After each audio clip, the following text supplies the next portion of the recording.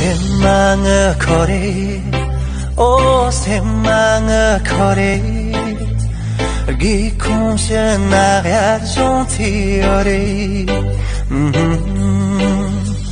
새망의 거리 오 새망의 거리